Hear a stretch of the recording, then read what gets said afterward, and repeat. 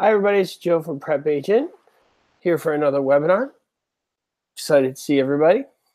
Today we're talking about contracts. So when we do contracts, we always start off with the most fundamental part of what are the four essentials of a valid contract. So if you guys could let me know the answer to that, we will get going. So what are the four essentials of a valid contract? So Cynthia, stud is for the four essential elements of value, which would be scarcity, transferability, utility, demand. The four essentials of a valid contract are lawful object, consideration, mutual consent,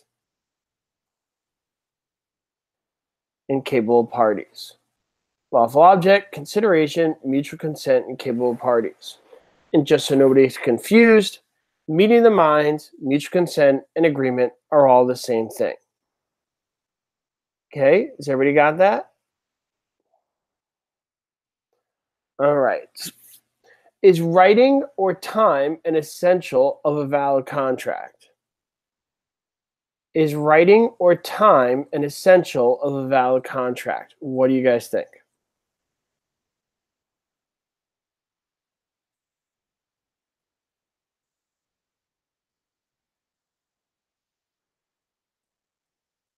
And the answer is no, it is not an essential of a valid contract. What do you call a contract that has all the essential elements, but for whatever reason also needs to be in writing, but it is not in writing? What do you call that? So what do you call a contract that's all four essential elements? It needs to be in writing, but is not in writing. Marta's the only one who got it right. Unenforceable. That would be unenforceable. Nice job, George Parker. The answer would be unenforceable. Good.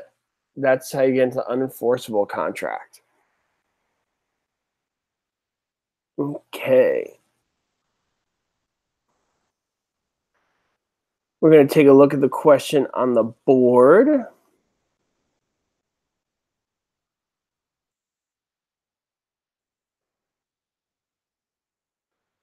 The buyer of a home was not informed the house was on a septic tank system.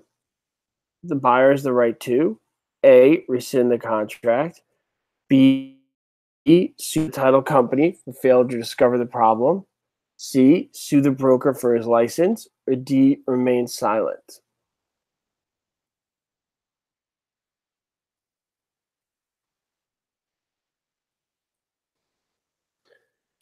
What do you guys think?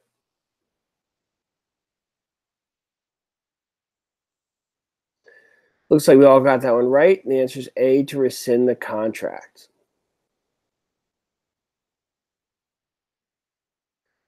Who could tell me what is the statute of frauds? What is the statute of frauds?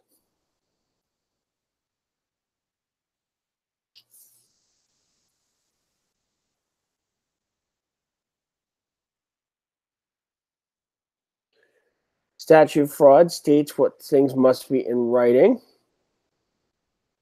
Good. And what's the statute of limitations?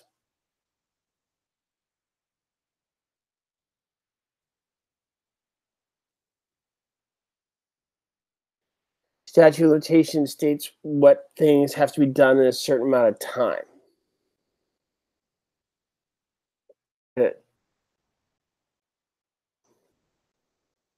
And that's at the core between that enforceable and unenforceable conversation.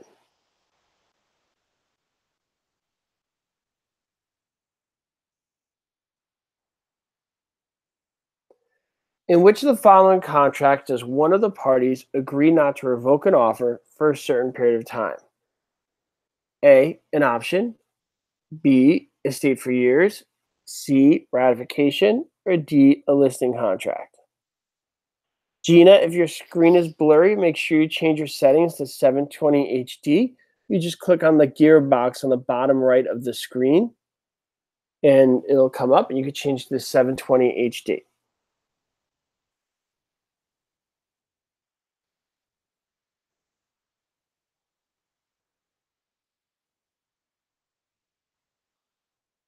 Okay, and the answer is A, an option.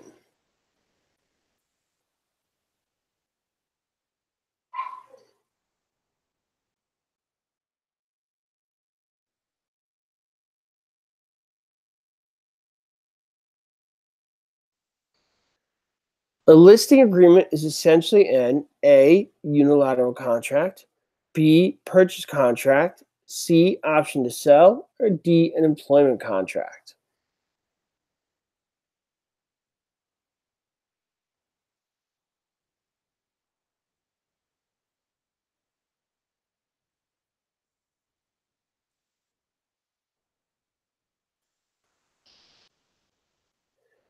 D, an employment contract. What is it employing you to do? Who knows?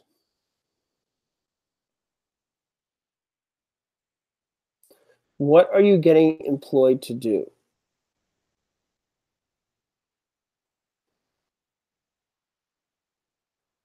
And the answer is find a buyer. Nice job, Cynthia. Do we have any people here who speak multiple languages? It's always a good thing to do. I find people who speak, whose English is not the first language, have trouble with the exam for obvious reasons because they get very technical. And I tell those people, just remember the vocabulary and you'll be okay. Because then it all kind of falls into place from there.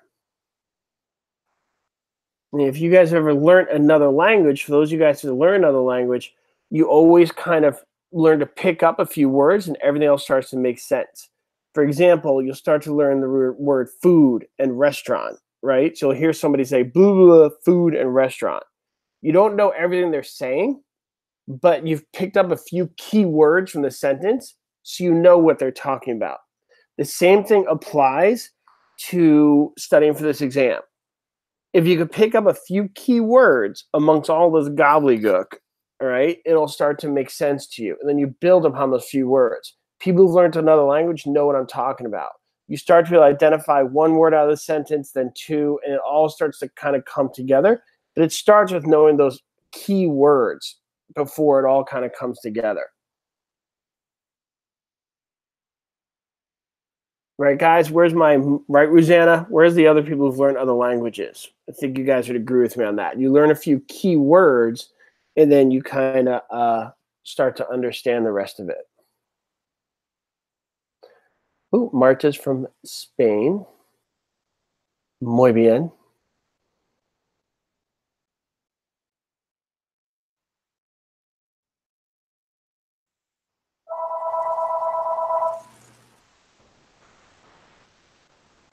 Okay. What lister requires an owner to pay a commission even though the owner sells the property herself? A, open listing. C, net listing. D, exclusive right to sell listing. Or D, exclusive agency listing. Sophia's from Colombia. Hágale pues. Vámonos, Sofía.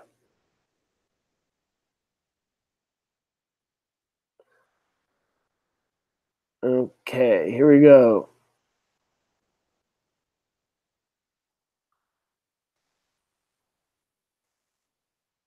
Soy paisa. Sophia knows what that means. Okay, exclusive right to sell listing. Good. So you have different types of listings. So an exclusive listing means what? What does an exclusive listing mean?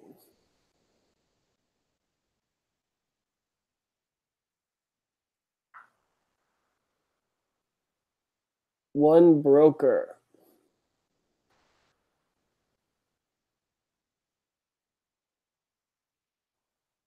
One broker. Okay. So you have different types of exclusive listings. You have exclusive agency listing and exclusive right to sell. What's the difference? So exclusive means there's one broker, right, guys? So then you have exclusive agency and exclusive right to sell.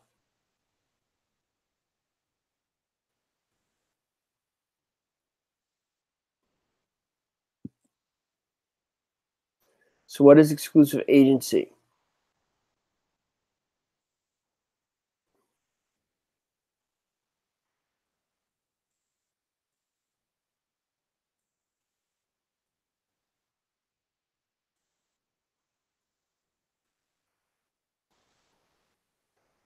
Exclusive agency means the owner sells on themselves, you get nothing.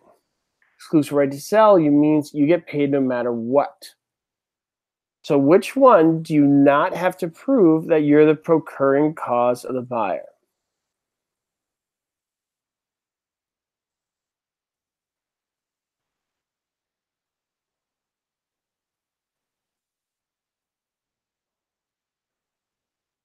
Marta says the seller sells the house, no commission. Good job, Marta. Vale, vale. I noticed I once went to Spain. They say that all the time. Vale. I think I said that right.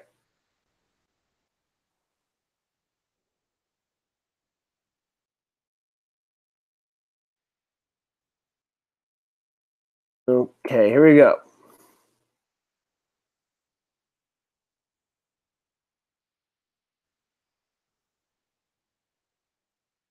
The prospective purchaser may withdraw the offer of any time before the seller's acceptance of an offer. A, provided the offeree has breached the offer. B, unless the offer states that is irrevocable. C, provided the offer is not supported deposit. Or D, for any reason.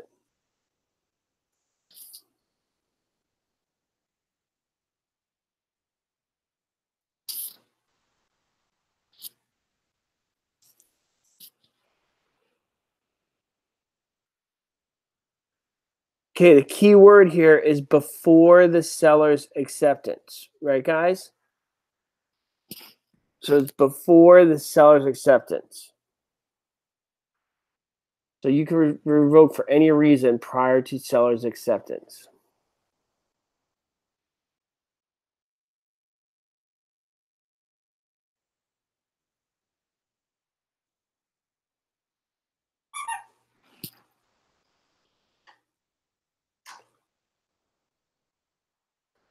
An option or an optionee make a contract for an option on a commercial piece of property. If the optionee decides to exercise his option, when must he perform? A, he must exercise the option under the terms of the option contract. B, he must exercise the option with the optioner demands it. C, he must exercise the option within 6 months under the state law. Or D, he can exercise the option whenever he wants.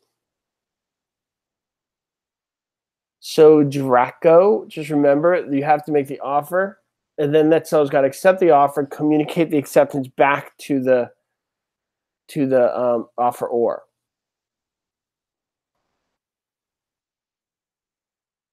I'd have to see the full question to really answer that clearly, but that's generally the concept. Okay, and the answer here is A.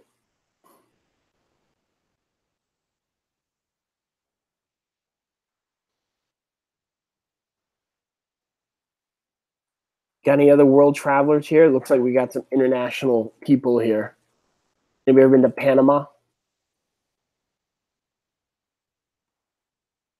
A lot of people from America like going to Panama.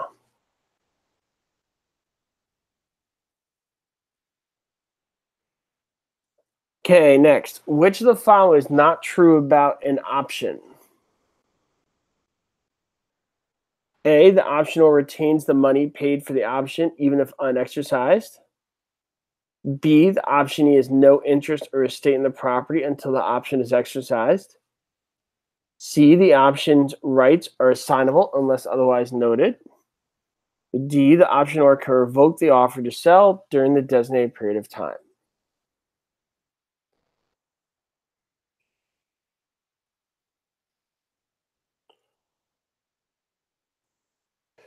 Sure, Liana. An option just means you do not have to do something. So therefore, it makes it a unilateral contract. Examples of options would be like a lease option would be one. And that is where you lease the property with the option to purchase it when the lease is complete.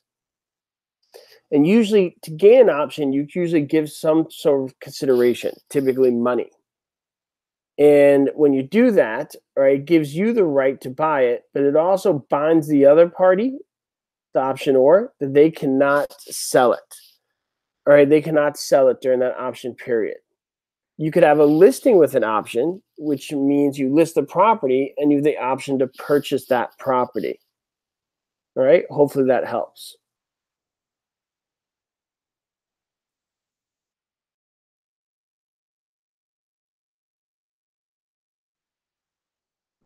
Okay, listos.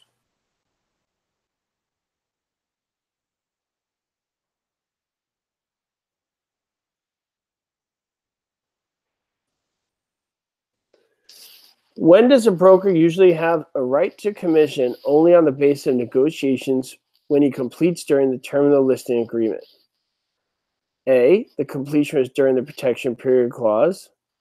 C, the listing involves the exchange of properties. C, the listing agreement has a liquidated damages clause. Or D, he brings a court suit against his principal.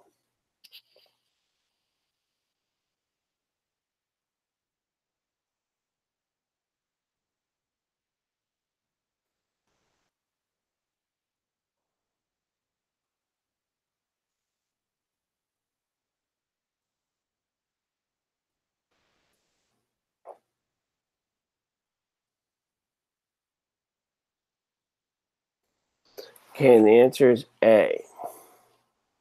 Do we all know what a protection period clause is?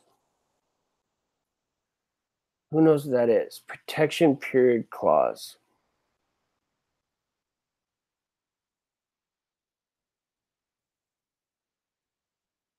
Oh, you're welcome, Mike.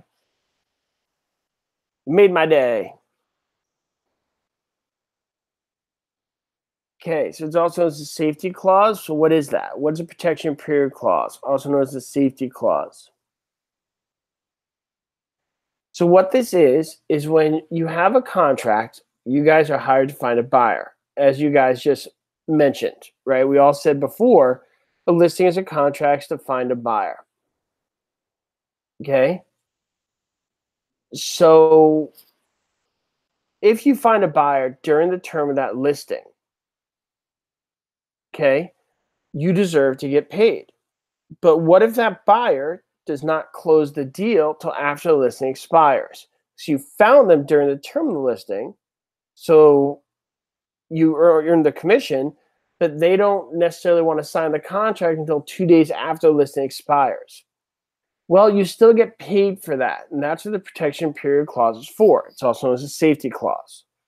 So what you would do is at the end of the listing, you would write on a piece of paper the names of all the buyers you were working with during the term of the listing. And then you would have earned a commission if anybody on that list closed the deal within a certain time frame. Usually it's about 2 weeks, but you can negotiate whatever you want. How's that? Does that help everybody?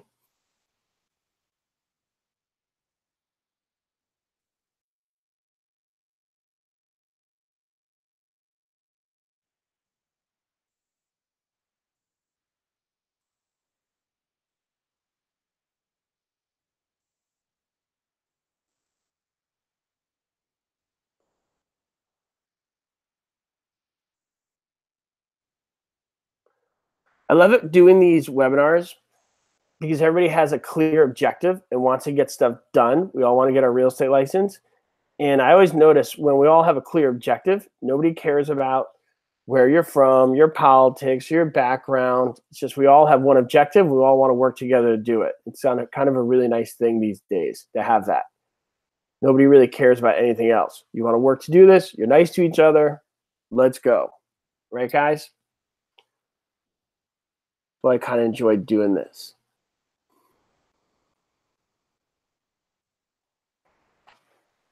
What does the term quiet enjoyment and possession mean? A, the right to tell your neighbors to be quiet. B, nuances created by adjacent landowners. C, free from all encumbrances. Or D, possession without disturbance from owner of paramount title. Okay, so paramount title, all right? So paramount just means somebody's superior title. So an example would be like a landlord has paramount title over a tenant. Okay.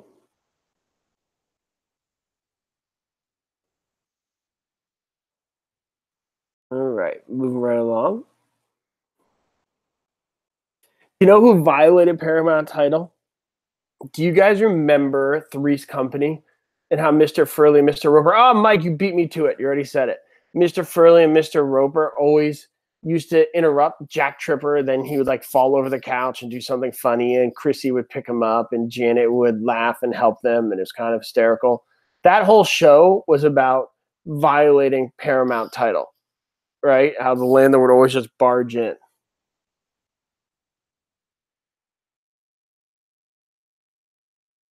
Okay. What was that actor's name? He was a nice guy. I'm blanking on the actor's name who played Jack Tripper.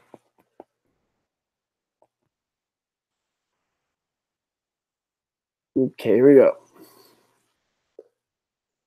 Which of the following would not make a contract voidable?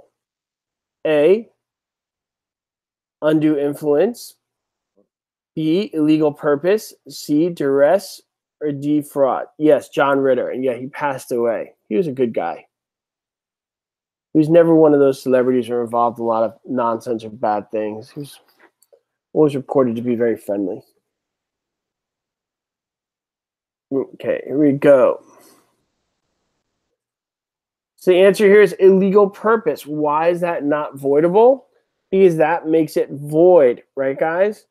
So they said which would not make the contract voidable. You got to be careful of that word not.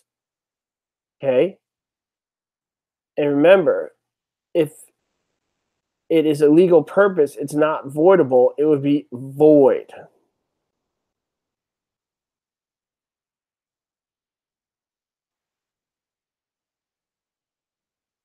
Okay, moving right along.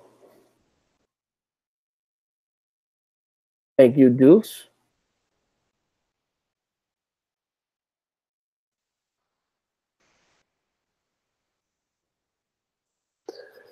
The document that defines the relationship between the broker and the seller is the A, purchase contract. B, exclusive agency contract. C, disclosure statement. Or D, listing agreement.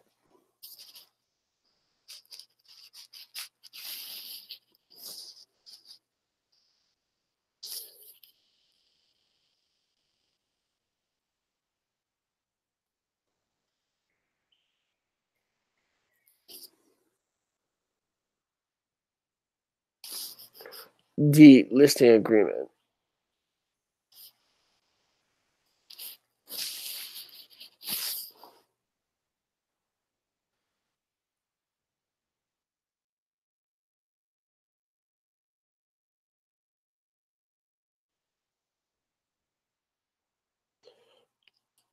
Oh, did you hear a noise? I'm sorry, Mike. I think it's because I had the microphone brushing against my shirt.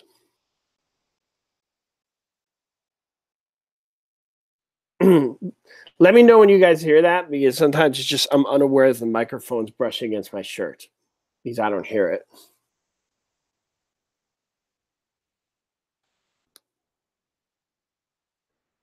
Okay, which of the following is not required for a contract to be legally binding?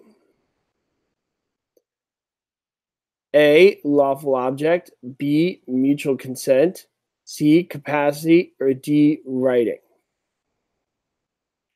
Hopefully you guys don't hear that noise now.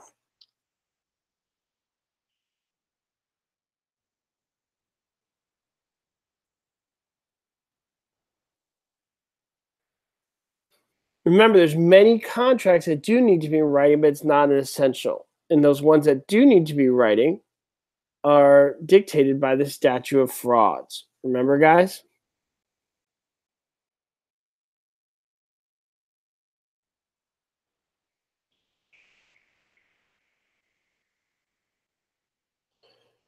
Which of the following prevents a person from adopting a position which is in conflict with a previous position or previous action? A, lease pendants. B, fiduciary duty. C, doctrine of good faith. Or D, doctrine of estoppel.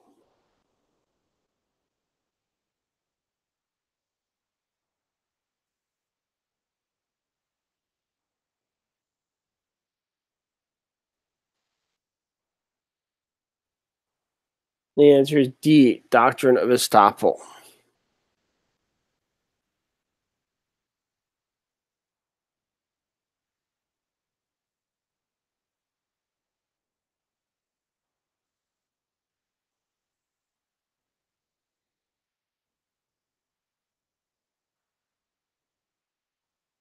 That's right, Cynthia.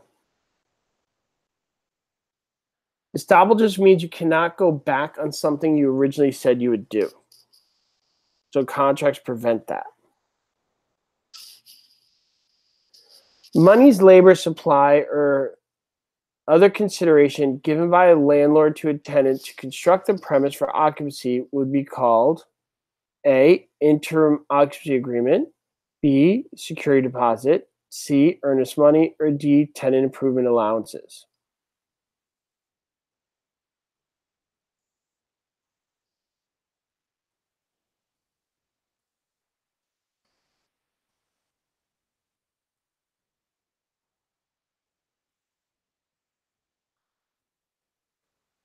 The answer is D, tenant improvement allowances.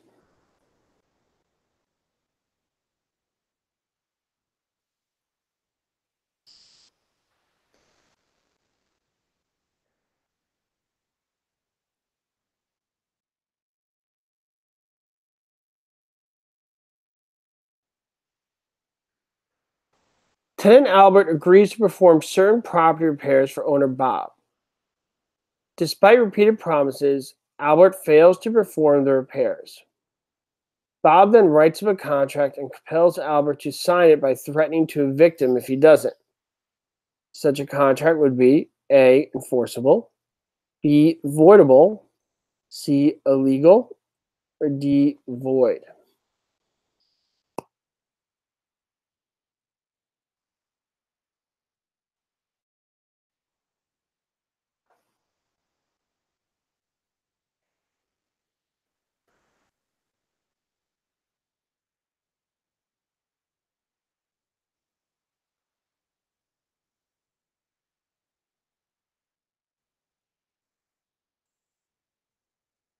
Okay, B, voidable.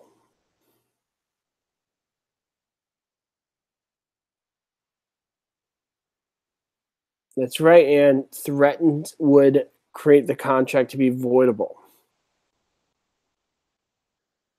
When a buyer withdraws his offer to purchase real property prior to acceptance by the seller, the A, seller is entitled to one half of the earnest money deposit.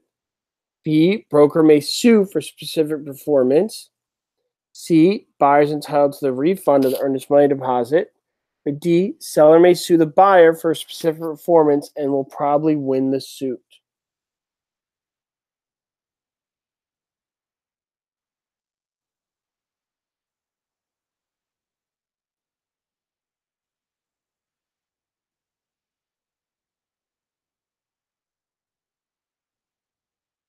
What do you guys think?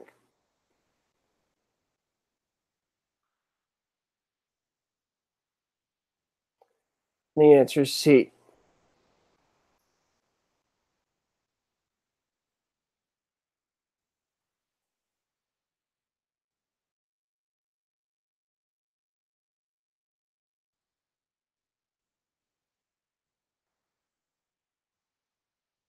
Henry made an offer to purchase real property. However, he died of a heart attack before the listing broker could notify him of the signed acceptance by the seller. Based on these facts, which of the following is true? A, notification to the administrator, executor would be bind the estate. B, the offer and acceptance constitute an enforceable contract. C, all the other options are correct. Or D, the death of Henry constituted a revocation of the offer.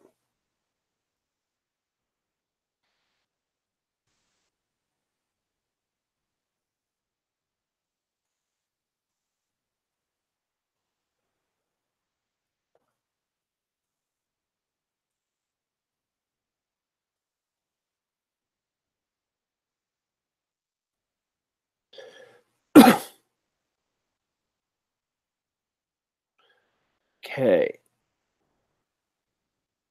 The answer is D. An executed contract is a contract A, signed, notarized, and recorded. B, that requires a novation. C, under the jurisdiction of the probate court. Or D, completely and fully performed by both parties.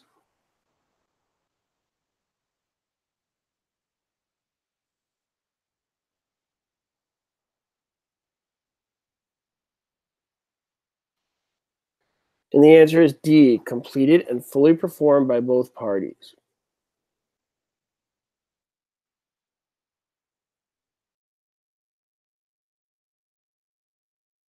Avoidable contract remains binding upon the parties until the contract is A, discovered, B, qualified, C, rescinded, or D, invalidated.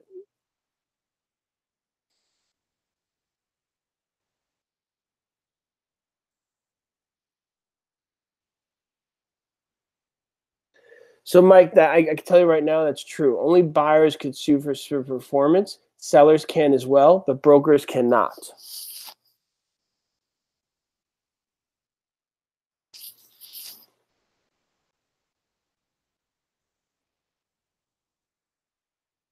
Okay, and the answer is rescind.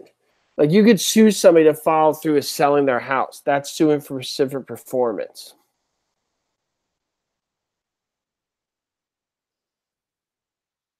You don't want money, you want the house.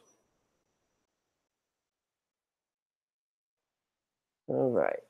Joe gave Stephen an option for the purchase of his property. In law, such an option is regarded as A, an agreement identical with the vendee-vendor relationship under a land contract.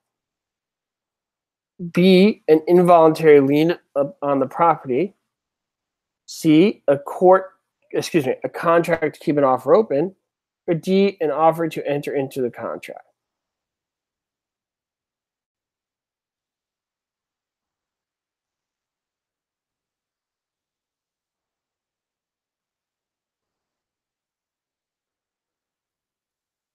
Okay, and the answer is C.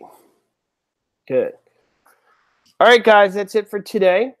Tomorrow we're doing property ownership, and I will see you then, same time, 10 o'clock West Coast time, 1 o'clock East Coast time, and you do the math for everybody in between. Okay, thanks, everybody. Have a great day. This is Joe from PrepAgent with Adrian.